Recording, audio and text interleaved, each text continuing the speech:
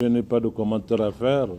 Je ne sais pas, je n'avais pas les raisons pour lesquelles il venait.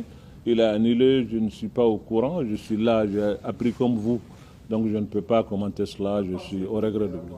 Ben écoutez, entre la France et le Mali, il n'y a pas de problème. Il peut y avoir seulement des problèmes entre l'élite politique malienne ou bien la gente qui gère et l'élite qui gère la France. Il peut y avoir des problèmes. Mais entre le peuple malien et le peuple français, il n'y a pas de problème. Le peuple français. Ben écoutez, moi, mon point de vue n'a pas varié. Depuis au début, je dis que, en tout cas, ceux dont on a entendu parler sont des Maliens qui sont connus, ce pas des extraterrestres. C'est des gens que tout le monde connaît, qui connaissent tout le monde.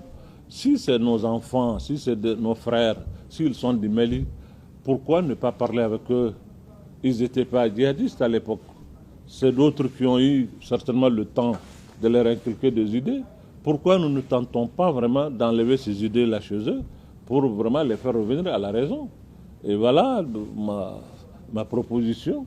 Bon, à l'époque, je n'ai pas été compris, mais je continue à croire que jusqu'à aujourd'hui, s'il y a possibilité de parler avec nos enfants, nos frères, je parle bien des enfants maliens qui sont impliqués dans cette affaire-là, qui ont des parents, qui ont des frères, qui sont du même terroir que nous, avec lesquels nous partageons beaucoup de choses.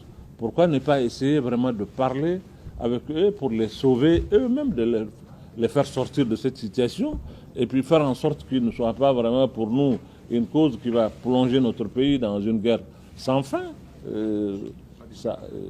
Voilà. Donc je suis encore favorable qu'on parle, si on peut parler vraiment. Ben, écoutez, le Mali a existé avant tout ça, le Mali va exister après que tout le monde s'en ira aussi. Il ne faut pas croire que si les gens vont et que le Mali va disparaître. Non.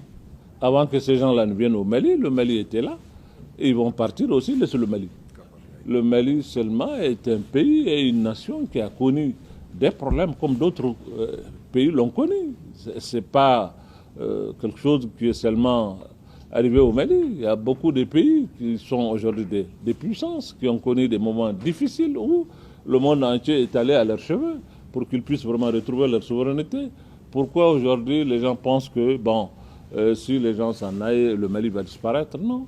Je crois qu'on remercie tous ceux qui sont venus pour nous aider à retrouver notre souveraineté, à restaurer notre dignité. Nous sommes reconnaissants envers ceux qui l'ont fait. Mais pensez aussi que si les gens s'en vont et que le Mali va disparaître, je ne pense pas qu'il soit ainsi. Ben, moi, je ne suis pas chargé des élections. Je ne sais pas vraiment quelles sont les dispositions prises dans ce sens. Il y a des organes qui s'occupent de ça. Je ne suis pas membre du gouvernement, je suis imam tout court. Ben, si vous me posez des questions comme ça, vous voulez quand même... il faut demander le Ba'da et Qabla, je vais vous dire ça. Voilà. Voilà. Merci bien. Merci vraiment, monsieur de la presse. Voilà, merci.